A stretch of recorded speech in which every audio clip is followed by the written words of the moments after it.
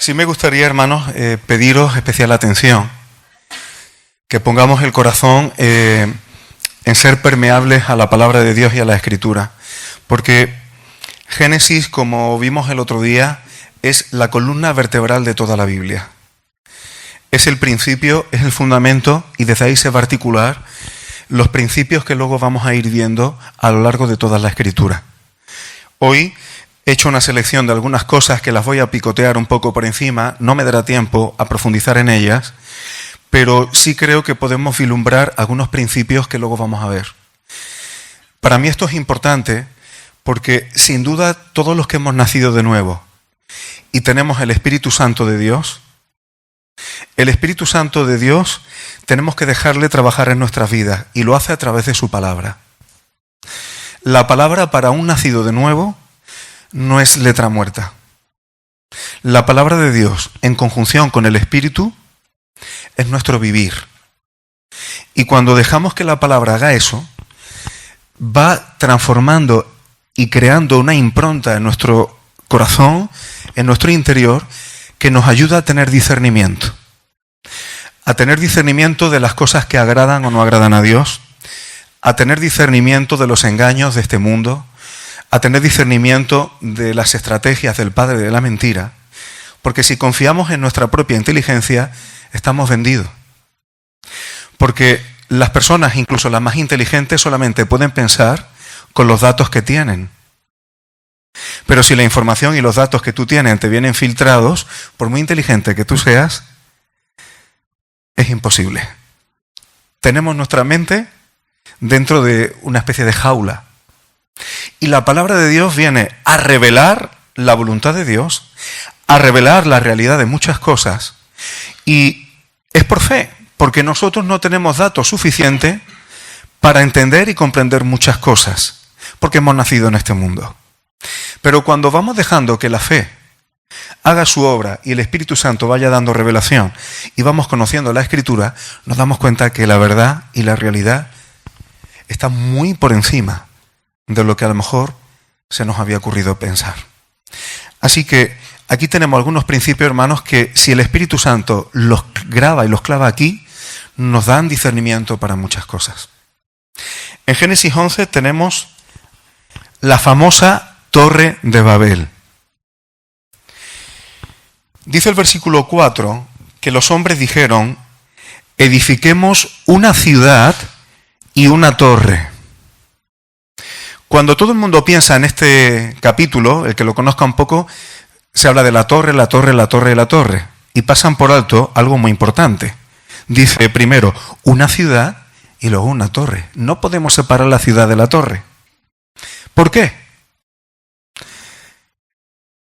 ¿A quién se le ocurrió? ¿Qué linaje se le ocurre empezar a hacer ciudades? Lo vimos el último día. A Caín. La ocurrencia de las ciudades viene por el linaje y la línea cainita. ¿Qué es una ciudad? Una ciudad es una aglomeración de gentes que están organizadas bajo un poder, que van a sostener ese poder, van a trabajar para ese poder y van a ser explotados por ese poder. Sin ir muy lejos. Al final todo es de Faraón, para que nos entendamos. Si tú tienes una casa en propiedad, tú dices, esta es mi casa, y te lo crees, tú dejas de pagar el IBI. Tú dejas de pagar impuestos. Y sabrás de quién es verdaderamente la casa. Aquí nada es nuestro, hermanos. Pero querían edificar una ciudad, aglomeraciones de gentes las organizan, y una torre desde la cual van a gobernar esa aglomeración de gentes.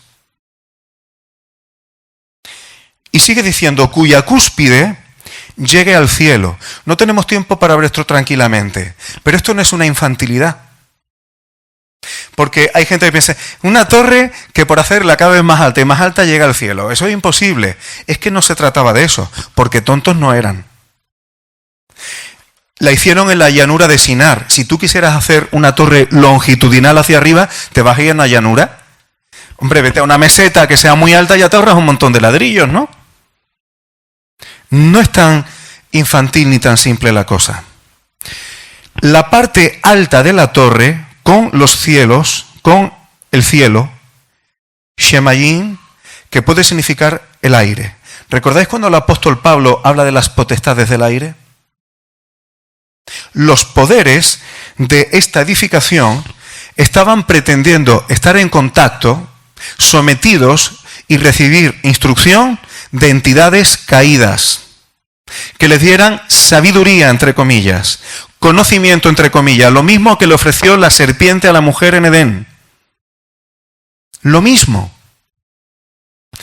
Con la gente subyugada. Babel tiene religión, Babel tiene espiritualidad, pero es una comunión no santa, y es una comunión caída no para todo el mundo, sino para los que tienen el poder. ¿Por qué estoy insistiendo en esto, hermanos? Porque estos principios que tenemos aquí es la historia de la humanidad y de los pueblos, por lo que vamos a ver ahora. La historia de la humanidad caída es exactamente igual. Hoy día se está insistiendo en edificar una Babel como esta. Y casi lo tienen conseguido. Los verdaderos poderes que este mundo tienen, ninguno son ateos, no son ateos. Son creyentes. Pero como lo que dice la palabra, dice que los demonios creen y tiemblan, pero esa no es la fe. Son creyentes como la fe de los demonios. Saben lo que hay. Lo saben perfectamente. Y tenemos que ver esto, hermanos, cuando la gente se acumula y se aglomeran, se aglutinan en torno a poderes humanos, los principios de Babel los vamos a ver ahí. Va a haber una espiritualidad caída. Va a haber un conocimiento que no vas a saber ni tú ni yo, inspirado por seres muy inteligentes pero caídos. Y nosotros formaremos parte de la base de esa pirámide de explotación. Digo nosotros como la masa. Ellos dicen, hagámonos un nombre. Es decir, no fueron a invocar el nombre de Dios. Y a estas alturas sabían perfectamente de dónde venía todo. A estas alturas de la humanidad sabían perfectamente el origen, lo que había pasado en Edén, lo sabían todo. Eran plenamente cognoscentes de toda esa realidad. Pero deciden hacerse ellos una existencia, un conocimiento, un prosperar, un mejorarse, una independencia que no necesitara a Dios. A fuerza de una religión caída, permíteme utilizar esta palabra, satanista, que controlara y subyugara al resto de la población. Esto es Babel. Por eso, hermanos, nosotros no debemos ver las religiones al margen del poder político, del poder económico. Y estoy insistiendo en eso porque Génesis empieza con Babel, en los principios tenemos Babel, pero es que Apocalipsis también tiene Babilonia. Y si lo lees con tranquilidad te darás cuenta que tiene religiosidad, que tiene un sistema económico, que tiene un control de la gente, lo mismo, exactamente lo mismo. Y dice que el Señor ve lo que están haciendo los hombres. Y dice el versículo 6, he aquí que el pueblo, la palabra pueblo aquí es la gente, los seres humanos, el Adán. Es uno. La palabra uno aquí es Ejad. La misma que se utiliza en Deuteronomio para decir que el Señor tu Dios uno es. El Señor es un único Dios, una única unidad. Lo mismo cuando el Señor Jesús dice, el Padre y yo uno somos. Fijaos, aquí la humanidad caída, influenciada por el principio cainita, se ponen de acuerdo en una misma mente, en un mismo parecer, estoy utilizando terminología del apóstol Pablo, para hacer una edificación y construir un sistema como el que acabo de escribir solamente por encima. Y dice, y tienen un solo lenguaje. Esto va más allá de tener un solo idioma. Si todo el mundo habla un solo idioma, es más fácil organizarse. Pero ya no solamente es un idioma en el sentido de español o inglés. Un solo lenguaje es una misma opinión y un mismo sentido de las palabras. Cuando tú le das al lenguaje un mismo sentido, la mentalidad de la gente la aglutinas en torno a ti. Hoy día hay palabras que han puesto de moda incluso en distintos idiomas, pero hacen que la gente vaya teniendo una conciencia global.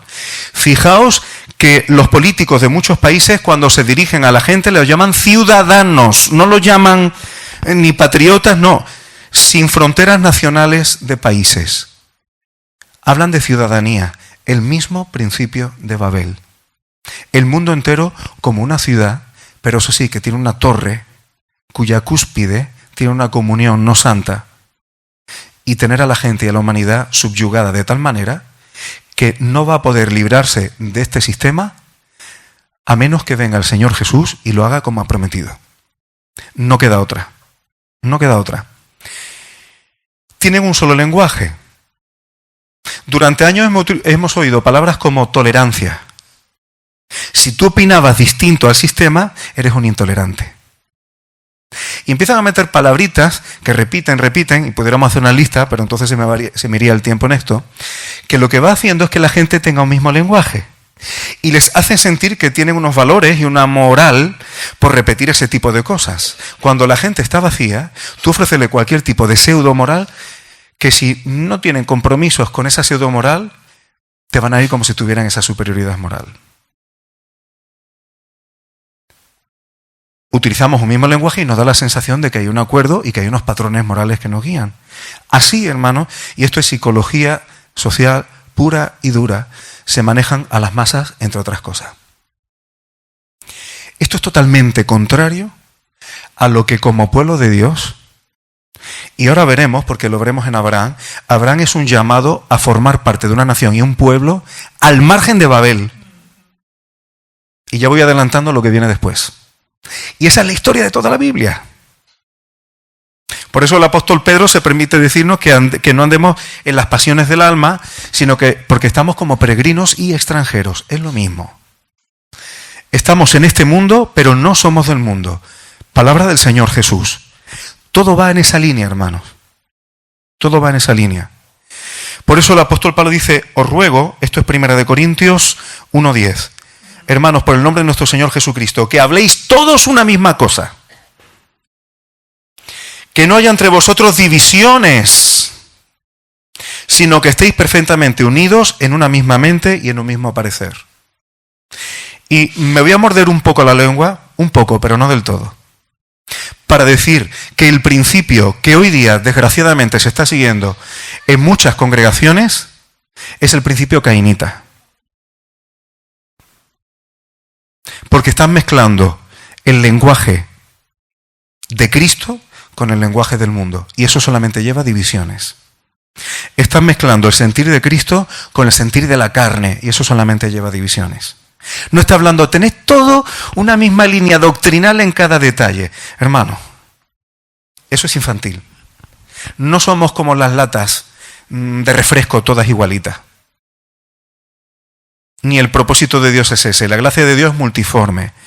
Pero hay un sentir en Cristo Jesús. Hay un hablar en Cristo Jesús, conforme a la palabra, con unos principios, con una línea, una dirección, un sentir. Aunque luego tú te peines para la derecha y yo para la izquierda. Nos entendemos, ¿verdad? Tenemos que tener madurez, porque cuando no tenemos un mismo hablar, un mismo sentir, cuando no hay una unidad, al final, la unidad, si no mantenemos la unidad en Cristo, habrá unidad en Babel. Y entonces pues querremos hacernos fotos con las autoridades de Babel. Nos encantará que Babel nos dé una palmadita en la espalda. Y diremos que eso es dar buen testimonio. Y seremos víctimas de muchos engaños como hijos de Dios, que lo que nos llevará es a unas mezclas. Y ya Pablo también compartió de las mezclas, venimos trayendo también esa línea. Unas mezclas que Dios no las va a aceptar. Dice el versículo 6, han comenzado la obra, el Señor dice, y nada les hará desistir ahora de lo que han pensado hacer. O sea, este sistema babilónico, que hemos descrito un poco por encima, ya se han encabezonado con eso y nada les va a desistir. Y esto es así, porque llevan miles de años intentándolo. Y sabemos por las Escrituras que el Señor va a permitir que lleguen a ejercer ese sistema. Porque en ese sistema no habrá posibilidad de neutralidad. No podremos ser creyentes, cuando el sistema esté totalmente cerrado, no podremos ser creyentes tibios. O estás de parte del Señor con todo, con toda tu fuerza, con toda tu mente, con todo tu corazón, y significará un esfuerzo, y significará llevar una vida muy violentada, o uno será absorbido por Babel. Suena duro, hermanos, pero que suene duro no quiere decir que no tenemos que decirlo. Porque precisamente la fidelidad al Señor se entrena. Y el tiempo antes de que se cierre todo eso, el Señor nos dé, es tiempo de entrenamiento, en la comunión, en conocer la palabra. Como comentaba antes con algún hermano, es que lo que nos mantiene firmes es la palabra. Cuando vienen tribulaciones, la palabra del Señor aquí es lo que te hace permanecer. Si yo te digo una frase bonita de un escritor, de un pensador y tal, cuando estás en dificultades muy gordas, no te acuerdas de esa frase, pero la palabra de Dios por el Espíritu está ahí. Y eso sí te sostiene. Por eso, hermanos, tenemos que entrenarnos para lo que a poco que abramos un poco los ojos nos daremos cuenta que está a punto de cerrarse el círculo y ser creyente será mucho más violento. Y no me voy a meter en detalles, pero todos habéis visto la inauguración. Bueno, yo no lo he visto. Solamente he visto algunas fotografías. Pero es que ya es abierto, ya las cartas están boca arriba, hermano. Nosotros como creyentes tenemos que ejercitarnos en la fe, pelear la buena batalla de la fe. Como el apóstol Pablo le dice a Timoteo, nadie que es tomado por soldado se enreda en los negocios de la vida. Tenemos que darnos cuenta que aunque hagamos otras cosas en este mundo, pero nuestra principal vocación es que pertenecemos al pueblo de Dios. Y ya sabéis que el pueblo de Israel, como pueblo de Dios, para entrar en el reino y en la tierra prometida, tuvo batallas duras. Eran pueblo, pero tenían que batallar. Nosotros somos pueblo de Dios, pero en este mundo sufriremos aflicciones y, como no, violencia. A veces física, pero la violencia no necesariamente es física. La pregunta es si estamos dispuestos. Porque el Señor Jesús dijo que el que a mí nunca me gusta predicar un evangelio de oferta. Eso es una cosa que me revuelvo. De hecho, quitamos elementos para hacerlo edulcorado. ¿Aceptas a Jesús? Bueno, pero ¿qué significa aceptar a Jesús? Hay que empezar por arrepentimiento. Porque hay quien cree, yo acepto a Jesús y sigo viviendo como siempre. Y ya está. Y encima me han dicho que la salvación es gratis. Eso es un evangelio tergiversado. Tiene que haber arrepentimiento. Es que si no lo hay, la sangre de Cristo, ¿de qué me va a limpiar? Si yo no me arrepiento. Hay que predicar un evangelio completo. Y Jesús dijo que el que no renuncia a todo por causa de mí, no es digno de mí. Anda, qué radical era Jesús. Y para ser su discípulo hay que hacer lo que él dice. ¿Que no quiere ser discípulo de Jesús? Está muy bien. ¿Qué le dijo Jesús a vosotros? ¿Queréis marchar también? Así funcionó el Señor. No tenemos que ir detrás de la gente como si le estuvieran haciendo un favor al Señor por venir. Fíjate, ha pasado por la cruz con todo lo que ha sufrido, no le va a echar cuenta. Hermano, que la cruz de Cristo es la gracia de Dios para nosotros y no al contrario. Aceptar a Cristo no es hacerle un favor al Señor. Es una maravilla impagable que significa entrar en unas promesas de redención y de salvación que por nuestros medios sería completamente imposible. Nunca debemos poner el evangelio de oferta como si fuera un chollo de un todo a €1. Y lo digo así, hermano, porque la sangre de Cristo, aunque para nosotros ha sido gratis, pero el precio ha sido muy alto, muy alto. Nada les hará desistir. ¿Qué es lo que hace el Señor? El Señor, cuando ya la humanidad está encabezonada, obstinada, obsesionada por edificar un sistema de este tipo, dice Dios que ya no van a desistir. O sea, ya van a eso, pase lo que pase. Van a eso, pase lo que pase, pase lo que pase, pase lo que pase. La única forma que el Señor tiene de evitar eso, que no fuera a exterminarlos, obviamente, es esparcirlos. Esparcirlos. Es decir, en vez de aglutinar a la gente, la ciudad los esparce. y no que no se hicieran más ciudades después. Pero tiene que coger esa concentración tan grande, que tienen un mismo propósito, una misma obstinación, y los tiene que dispersar para que en ese tiempo el Señor vaya haciendo un plan, mientras estos dispersos se vuelven a recomponer para insistir en lo que ya tenían mentalizado, que es lo que están haciendo hoy día, miles de años después. Y ellos lo sabían. No me voy a meter en esas cosas, para que os deis cuenta que hay profecías incluso al margen, y que tenían un conocimiento que no era ninguna tontería. Ellos dicen, vamos a hacernos un nombre por si fuéramos esparcidos. ¿Y cómo lo sabían? ¿Cómo sabían que iban a ser esparcidos? Así que ellos se hacen un nombre, y entre ellos, a lo largo de todos estos años, pues se reconocen. Sé que cuesta trabajo reflexionar esto, pero miradlo a través de la Escritura y mirad la historia de la humanidad, porque este principio se puede seguir perfectamente. Y sería interesante poder preparar unas conferencias específicas de esto. Y veremos lo que son las sinagogas de Satanás y los que se dicen ser judíos y no lo son, que dice Apocalipsis y todo eso, porque están entroncados con esta gente. Pero eso ya es otro tema, y simplemente pongo esto como base. Porque ahora viene lo que Dios hace frente a una humanidad caída que tiene el principio cainita de esta fijación, de hacer un sistema, una ciudad globalizada con una cúspide caída que gobierna a la gente y la subyugue. ¿Y qué es lo que hace Dios? Le dice a un hombre que se llama Abraham, que es descendiente de Sem, que por cierto Dios había dicho Sem será bendito, y por esa línea llama a Abraham y le dice, vete de tu tierra y de tu parentela. ¿Dónde estaba su tierra y su parentela? En Mesopotamia, Ur de los Caldeos. En un sistema, en un pueblo, como todos los pueblos de alrededor, todos vienen de Babel. O sea, el Señor esparce Babel, y todos estos pueblos que están ahí alrededor y que vamos a ir viendo, ¿cuál es la cultura que traen? La de Babel. ¿El modo de pensamiento? Babel. Entonces Dios, para hacer algo nuevo, lo que le tiene que decir a Abraham es, sal de tu tierra y de tu parentela, es decir, corta ese tipo de lazos. ¿Por qué? Y de la casa de tu padre a la tierra que yo te mostraré. Versículo 2, estoy en el capítulo 12. Haré de ti una nación grande. ¿Era cuestión de decir, vamos a hacer un país por hacer un país? No. Una nación distinta de todas las que vienen desde Babel. No sé si me estoy explicando. Todos los pueblos, todas las naciones y las ciudades que hay allí han surgido de esa unidad de Babel que Dios ha esparcido. Entonces ahora Dios dice, vamos a empezar una nación, pero con otro fundamento distinto. Otra cosa. Y para eso llama a Abraham. Y te bendeciré y engrandeceré tu nombre y serás bendición. Abraham no se hace un nombre como querían hacerse en Babel.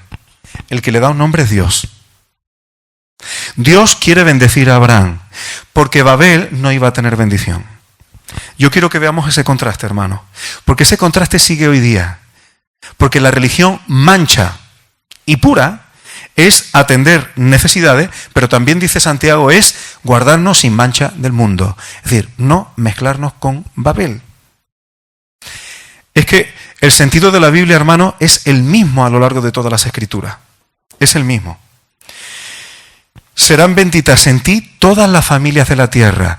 ¿Os dais cuenta, hermanos, que como Babel ya trae una fijación destructora y destructiva, Dios quiere hacer una nación desde Abraham, pero a través de su linaje bendecir a todas las naciones de la tierra para que sean injertadas en el pueblo de Dios y no en el Babel, y no en Babilonia.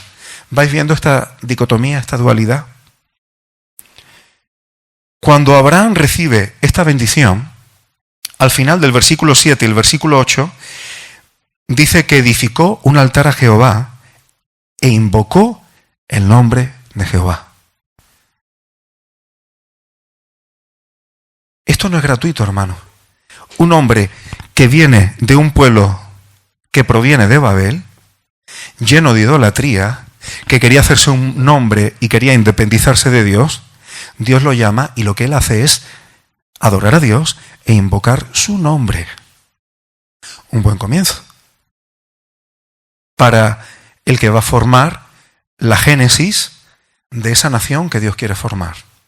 Y es muy interesante, hermanos, porque Dios, para glorificar su nombre y revertir todo eso caído, que ya hemos descrito, no me voy a volver a meter en eso, va a utilizar una familia que empieza por un señor mayor que no puede tener hijos con su mujer, y Dios le empieza a hacer promesas y va a utilizar este matrimonio mayor y su familia, que van a llenar la historia de toda la Biblia y que va a ser clave en la historia de la humanidad, porque en torno a ella Dios está formando esa nación que no tiene absolutamente nada que ver con Babilonia y que va a gobernar Él en el Señor Jesucristo. Abraham no era una especie, permíteme utilizar esta expresión, hermano, para que lo entendamos, aunque suene un poco en plata, no es irreverencia, el Señor lo sabe. Abraham no era un catetillo que pastoreaba cabras y que paseaba por un campo. Tenía muchos bienes, pero tenía revelaciones y un conocimiento que no era ninguna tontería. Hebreos 11 nos dice que esperaba la ciudad, es decir, no Babel, sino una ciudad cuyo arquitecto y fundador es Dios. ¿Veis que tenía claro? Abraham sabía en su llamado que lo que Dios iba a hacer a través de él no tenía nada que ver con Babilonia. Y él esperaba una ciudad que era distinta a la que provenía. No sé si vemos esa dualidad y esa dicotomía. Dios va por otro lado. Dios va por otro lado, hermano. En Génesis 10, en los versículos 10 y 12 de este mismo capítulo, bueno, hay un hambre en la tierra y a Abraham no le queda más remedio que ir a Egipto. Tiene que ir a Egipto para poder hallar víveres. ¿Y Egipto de dónde viene? Pues de los esparcidos de Babel. Y fijaos, Abraham los conocía. Allí tiene que urdir un plan porque dice, cuando vean que mi mujer es muy hermosa, van a matarme para quedarse con ella y todo eso. Abraham conocía perfectamente lo que había en la mente y en el corazón de las personas educadas por Babel. Y tiene que urdir un plan. Pero voy a ir más adelante y me voy directamente al capítulo 13. Abraham se había llevado a su sobrino. Dios le dijo que no se llevara familiares. Bueno, estuvo su padre, estuvo también Lot, su sobrino y tal, y al final, para que vayan llegando las promesas grandes, va a tener el llamado que quedarse más puro, por decirlo de alguna manera. Y ocurre que, como tenían tanto, uno y otro, estaban juntos, pero las posesiones de ellos eran tanto, que entre los pastores de uno y otro se estaban peleando y tenían contiendas. Entonces Abraham le dice, mira, a ver si vamos a terminar tú y yo siendo familia. Dice, vamos a separarnos y vete donde tú quieras, que tú vas para la derecha, yo voy para la izquierda, que tú vas para la izquierda, yo voy para la derecha. Y no tienen más remedio que hacer eso. Pero aquí hay un detalle interesante. Se separan porque tienen muchos bienes. Muchas veces la acumulación de bienes terrenales lleva a separarse más que a unirse. Y condiciona muchas decisiones de la gente. ¿Y qué es lo que hace Lot? Dice que Lot alzó sus ojos, es decir, la vista. Versículo 10 estoy. Y vio toda la llanura del Jordán, que era muy fértil, y que toda ella era de riego, como el huerto de Jehová. Es decir, todavía les quedaba un recuerdo de lo que había sido el huerto del Edén. Eso formaba parte del acervo cultural de ellos. Y sigue diciendo, como la tierra de Egipto en la dirección de Zoar. ¿Veis la mezcla? ¿Veis la mezcla? Estaban mezclando Egipto con el huerto del Edén. Cuando él alza sus ojos, hace una mezcla y en función de esa mezcla toma una decisión. Él está mezclando el paraíso de Dios con Egipto y en función de eso y de lo que tiene delante de sus ojos toma la decisión de dónde va a vivir. Hermano, aquí tenemos un principio interesante también. Porque a veces queremos tomar decisiones según la voluntad de Dios, pero nos estamos guiando por nuestras percepciones humanas, estamos mezclando lo espiritual con lo terrenal y ahora nos lanzamos a tomar una decisión y luego no vea cómo nos sale. Me estoy acordando ahora mismo de un hermano que conocí hace muchos años, que para ver a la chica que le gustaba tenía que coger un barco cada X tiempo. Y entonces, esto me lo contó él a mí. Entonces, él cuando estaba allí en la cubierta del barco, como hacía brisa marina, se chupaba el dedo y le decía, Señor, si el aire viene de aquí, es que es tu voluntad. Si viene del otro lado, es que... Entonces, con esa pseudo espiritualidad, pues se casó con ella. No os voy a contar cómo terminó el matrimonio. Claro, luego no podemos echarle la culpa al Señor, hermanos. Pero es mejor pedirle al Señor sabiduría y sensatez, y si decidimos algo, pues con un sentido lógico y razonable, es mejor hacer eso que no cuando queremos hacer una pseudo espiritualidad que al final mezcla el capricho humano con lo que hemos aprendido de este mundo, con una pseudo espiritualidad y tal, y ahora nos lanzamos a tomar decisiones. Eso puede salir caótico. Y luego estoy enfadado con el Señor. Eso es muy infantil. Eso es muy infantil, hermano. Y Lot, aunque hace eso, pero Lot, la Biblia lo llama justo. Pero fijaos una cosa, el apóstol Pedro, en la segunda carta, capítulo 2, versículo 7, dice que Lot, aunque fue librado, que era justo, dice que estaba abrumado por la conducta tan terrible que tenían los malvados alrededor de sí. No va cómo vivían en Sodoma y Gomorra. Pero él no se iba.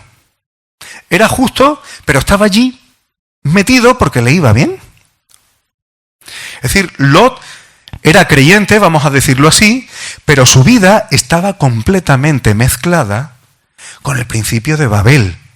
De tal manera que Dios lo salva de morir, pero in extremis. No fue el caso de Abraham.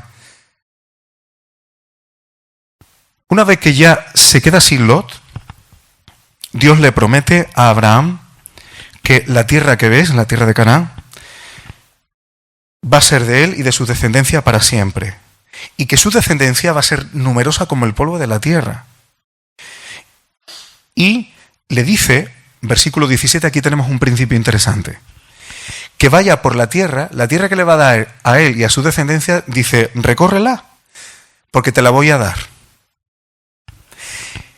Y dice el 18, que removiendo su tienda, es decir, coge la tienda y la mueve, edifica un altar para Dios. Es decir, Abraham adora a Dios mientras lleva una vida de peregrino. Vivir en este mundo como peregrino es una forma de adorar a Dios. Abraham tuvo uso de la tierra, pero no posesión de la tierra.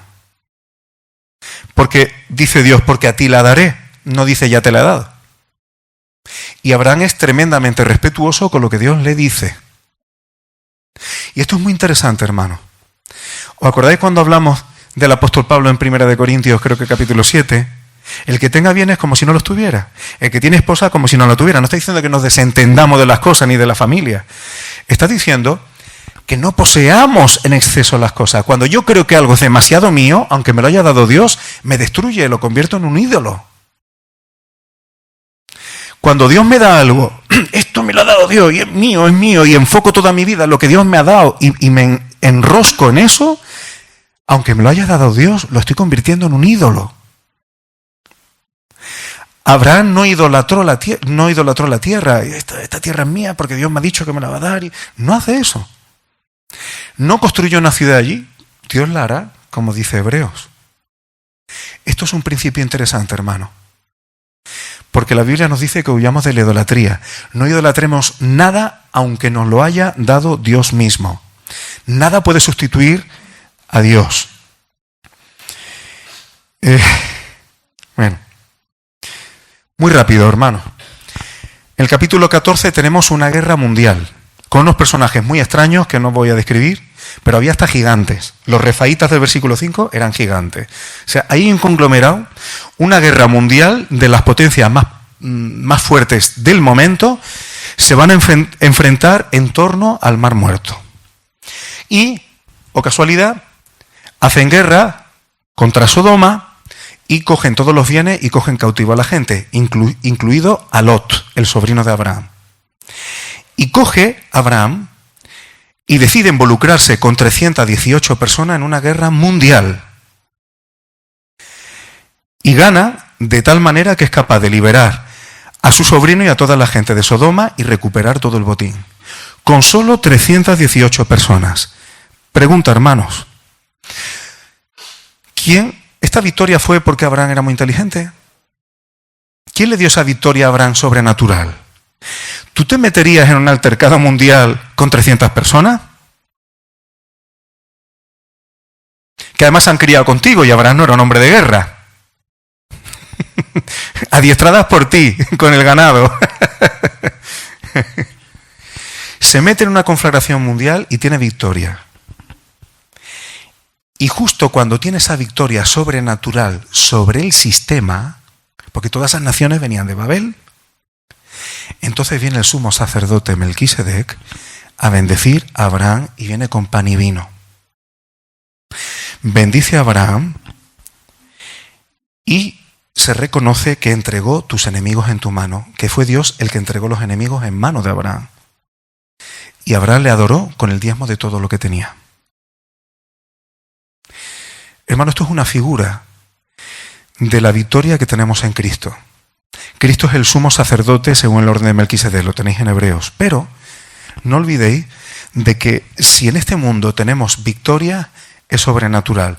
No es gracias a ti, no es gracias a mí, no es que tengamos una fuerza en nosotros para enfrentar todo esto, sino que la victoria sobrenatural sobre este mundo nos la dará el Señor.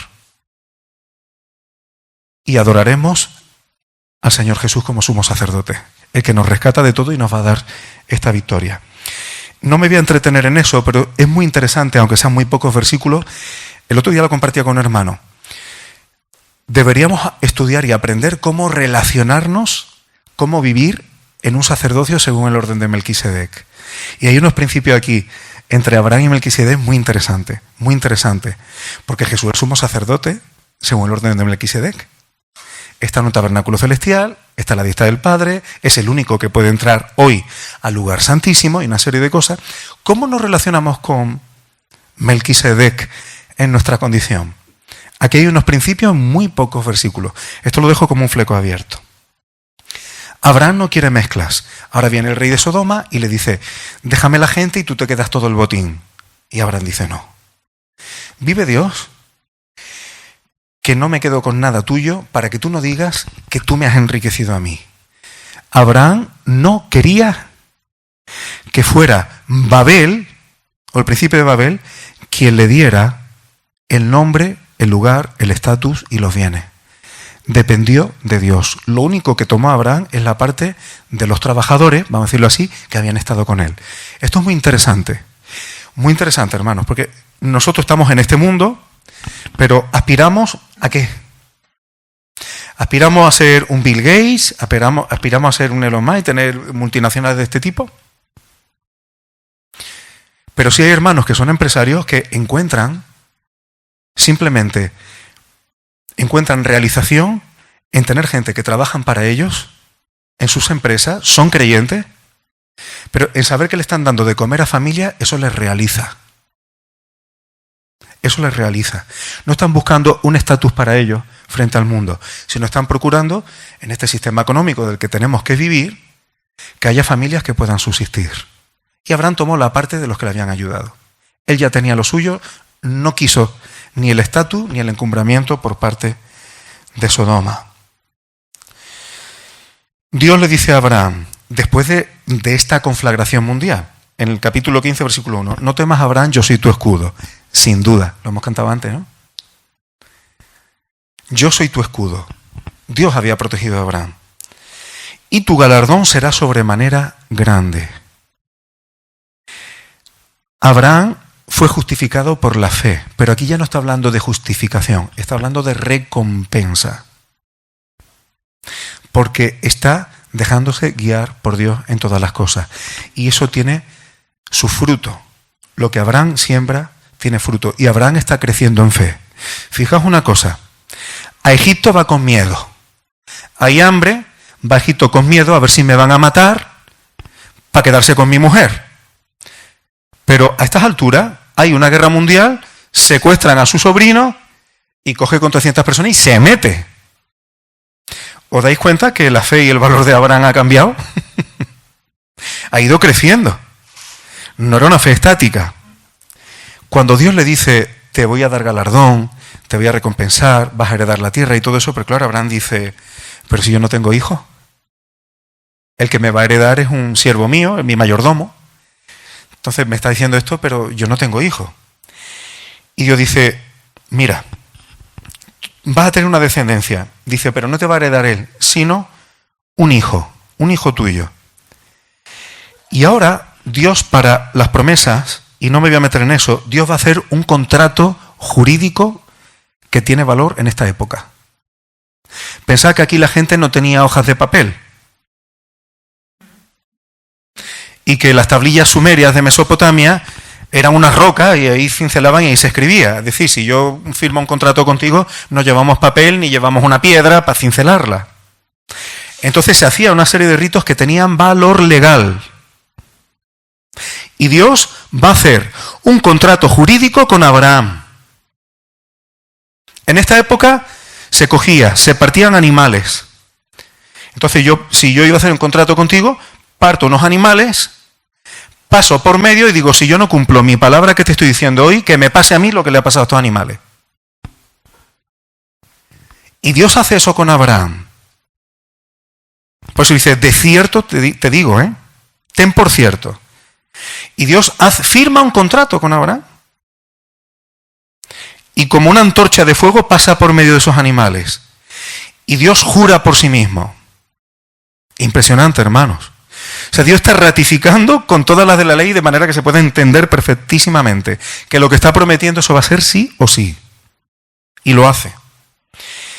Y como siempre, Dios profetiza lo que va a ocurrir en Egipto y todo eso. Ya le está adelantando a Abraham lo que va a pasar con su descendencia. Pero sigue poniendo en marcha la fe. Si Dios le dice a Abraham que su descendencia no va a ser incontable, porque le da un hijo, dale 12, como a Jacob. No, le da 1.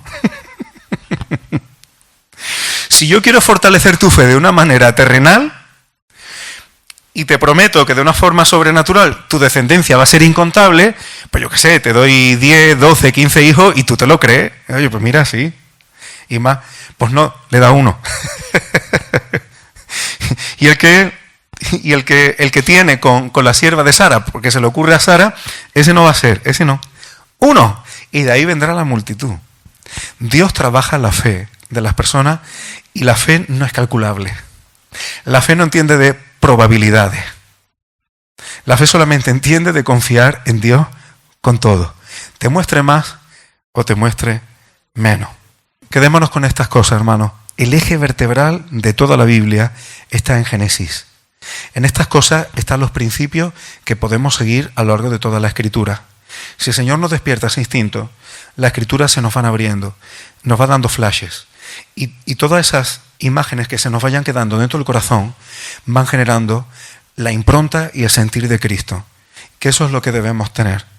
Que nos demos cuenta que las mezclas con Babel al Señor no le agradan. Eso nos da buen testimonio. Eso es mezclar algo que Dios detesta. O sea, Dios decide hacer una nación, un pueblo, una iglesia, una asamblea de gente al margen de todo eso y nosotros buscando que nos den la mano, la palmada, adoptar sus costumbres, adoptar sus idolatrías, adoptar su forma de hacer las cosas, su explotación, su abuso de la gente, todo eso no tiene nada que ver con el pueblo de Dios, hermano. Por eso cuando la gente pensaba de manera terrenal, incluso los propios apóstoles, el Señor Jesús dice, entre vosotros no será así. El que de vosotros quiera ser mayor, hágase siervo de todos. O sea, Jesús estaba rompiendo constantemente la cultura de Babel, la cultura terrenal, la cultura del hombre natural caído. La función del Espíritu Santo, de la palabra y de la comunión debe ser constantemente renovar nuestro entendimiento, renovar nuestro interior, para que nuestra forma de vivir, de pensar, de entender las cosas, sea como Dios las ve y no como las ve el hombre natural. Eso es lo que nos puede dar discernimiento para que el Espíritu Santo nos guíe y nos fortalezca. Yo espero, hermano, que el Señor nos ayude y el Señor nos dé vida con su palabra. Bendito sea su nombre.